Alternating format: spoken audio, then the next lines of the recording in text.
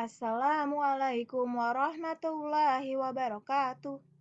Teman-teman, hari ini kita akan belajar tentang persamaan dan perbedaan negara ASEAN terkait kondisi sosial budaya. Teman-teman dapat juga membuka dalam buku tematik 6 tema 1. Sebelum kita mulai pembelajaran hari ini, mari sama-sama kita membaca basmalah. Bismillahirrahmanirrahim. Indonesia adalah negara yang berada di kawasan Asia Tenggara, bersama-sama dengan Malaysia, Laos, Thailand, Myanmar, Filipina, Vietnam, Brunei Darussalam, Singapura, dan Kamboja, yang tergabung dalam satu organisasi, yaitu ASEAN. Teman-teman bisa melihat pada buku tema satunya halaman 12. Negara-negara yang tergabung dalam ASEAN bersatu karena adanya, pertama, persamaan letak geografis dan kemiripan budaya. Kedua, kepentingan yang sama dalam memajukan pertumbuhan ekonomi, sosial, budaya. Ketiga, serta menjaga keamanan kawasan. ASEAN didirikan pada 8 Agustus 1967 lewat Deklarasi Bangkok yang diikuti oleh beberapa negara nih. Ada Indonesia, Malaysia, Filipina, Singapura, dan Thailand. Masing-masing negara ini mengirimkan perwakilannya. Indonesia diwakilkan oleh Adam Malik, Malaysia diwakilkan oleh Tun Abdul Razak, Filipina diwakilkan oleh Narcisco Ramos, Singapura diwakilkan oleh S. Rajaratnam, Thailand diwakilkan oleh Tanat Khoman. Kondisi sosial dan budaya negara-negara Asia Tenggara. Dilihat dari kenampakan sosialnya, di setiap negara beragam. Keragaman tersebut bisa dilihat dari suku bangsa, tradisi, dan budaya. Masyarakat terbentuk melalui hubungan sosial antar suku bangsa dengan latar belakang budaya, etnis, dan agama berbeda.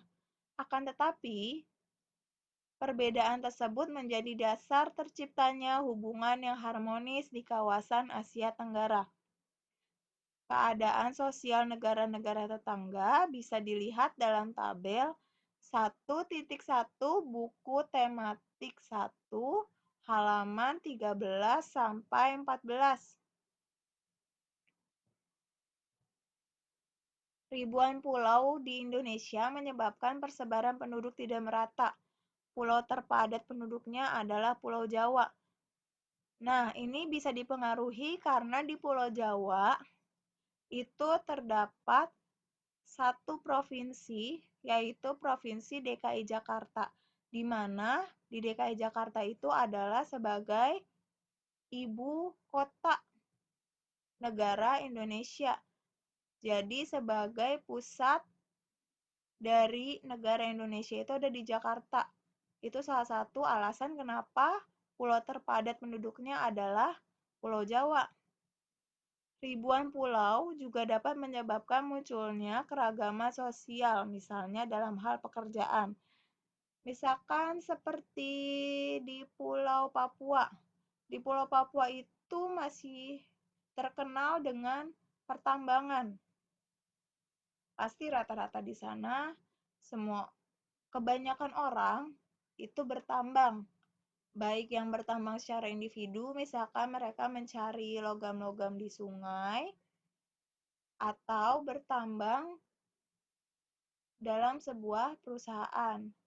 Kemudian kalau di Pulau Jawa itu mungkin untuk Jawa Tengah dan Jawa Timur masih cukup banyak lahan bertaninya. Tapi untuk Jawa Barat yang sudah mendekati ibu kota Jakarta itu lebih sedikit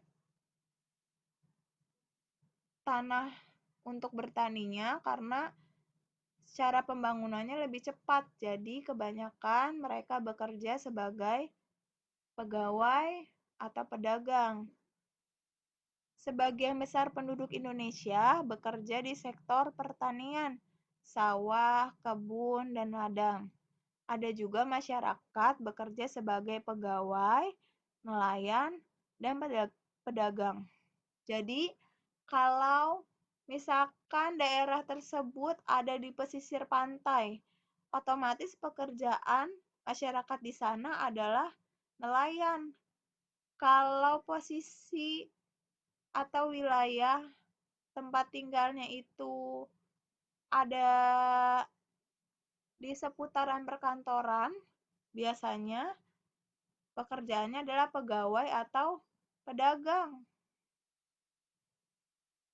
Penduduk asli kawasan Asia Tenggara berkulit gelap dan badan kecil. Agama yang dianut. Nih, kalau untuk Buddha itu paling banyak ada di Thailand, Kamboja, Laos, Myanmar, dan Vietnam. Untuk agama Islam, paling banyak dianut di Indonesia, Malaysia, dan Brunei Darussalam. Sedangkan untuk beragama Kristen, paling banyak itu di Filipina. Orang Cina yang berada di kawasan Asia Tenggara memiliki kepercayaan seperti Taoisme, Konghucu, Kristen pemuja leluhur atau pemuja arwah. Secara keragaman budaya. Keragaman budaya merupakan warisan leluhur, ada pula budaya modern yang berkembang karena pengaruh globalisasi. Budaya tradisional yang masih dilestarikan. Itu ada seni wayang dari Indonesia, pawai dari Myanmar itu pawai sejenis pertunjukan teater, drama yang kental dengan kebudayaan Buddha. Kalau di Indonesia, tari-tarian masih banyak ya teman-teman. Atau kalau di Pulau Jawa itu ada langgam untuk pendamping dari seni wayang. Pakaian penduduk Asia Tenggara memiliki selera yang berbeda-beda. Di Vietnam ada pakaian adat terkenal Ao Dai. Di Indonesia ada baju kurung, songket, kebaya, dan kain batik. Nah, dilihat dari dampak perubahan sosial dari negara tetangga Indonesia. Saat ini, kebutuhan masyarakat telah berada pada era globalisasi. Globalisasi itu apa sih, teman-teman? Globalisasi itu adalah di mana kita dapat memperoleh sebuah informasi dengan cepat. Itu era globalisasi. Era globalisasi itu ditandai dengan kemajuan teknologi yang sangat cepat. Globalisasi yang meluas membuat dunia semakin menjadi sempit. Kenapa menjadi semakin sempit? Iya, karena kita berada di Indonesia. Tapi kita bisa tahu nih, apa sih yang lagi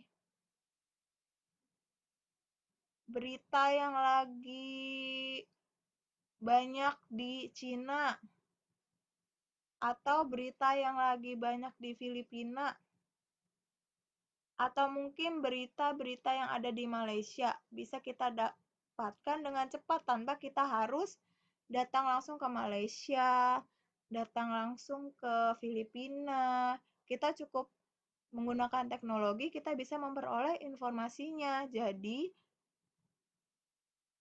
semakin menjadi sempit. Peristiwa di setiap penjuru dunia sangat mudah diketahui, misalkan bencana alam, pemberontakan, peperangan, demonstrasi di negara-negara. Kemajuan teknologi membawa pengaruh positif dan negatif. Iya, betul. Kemajuan teknologi ini, sisi positifnya adalah kita bisa mengetahui dengan cepat perubahan-perubahan dari negara lain. Misalkan, seperti ada nih negara yang menciptakan sebuah kendaraan tapi amfibi. Jadi ada bus, tapi bus itu bisa menyeberangi sungai juga gitu. Atau kita bisa mengetahui bahwa ada sebuah negara yang dapat menciptakan vaksin gitu. Nah, tapi dari segi negatifnya adalah kita tidak bisa menyaring mana yang informasi yang betul atau informasi yang bohongan atau yang biasa disebut dengan hoax gitu ya teman-teman. Jadi ketika kita memperoleh informasi, ada baiknya kita mencari tahu dulu itu benar atau tidak ya gitu. Nah, sekarang ini ada tugas. Yang pertama, Miss mau bertanya, sudahkah kalian melestarikan budaya yang berkembang di daerah kalian? Misalkan ada budaya yang paling sederhana, budaya salam. Ketika kita bertemu dengan orang, sudahkah kita mengucapkan salam? Itu juga sebuah budaya.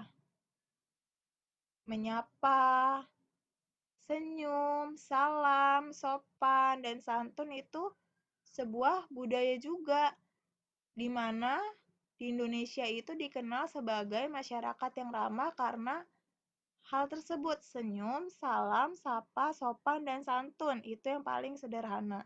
Apakah teman-teman sudah melestarikan budaya yang berkembang di daerah kalian? Yang kedua, tuliskan kebudayaan yang berkembang di daerah tempat kalian tinggal. Misalkan ada budaya apa nih? Oh iya, kalau ada sunatan, berarti ada arak-arakan tuh, ada yang pernah lihat? Nah, itu teman-teman ada nggak di lingkungan teman-teman? Terus misalkan kalau ada acara, suka ada ondel-ondel. Terus apalagi ya yang sudah ada sejak dulu dan masih terus ada sampai sekarang di teman-teman, di lingkungan teman-teman.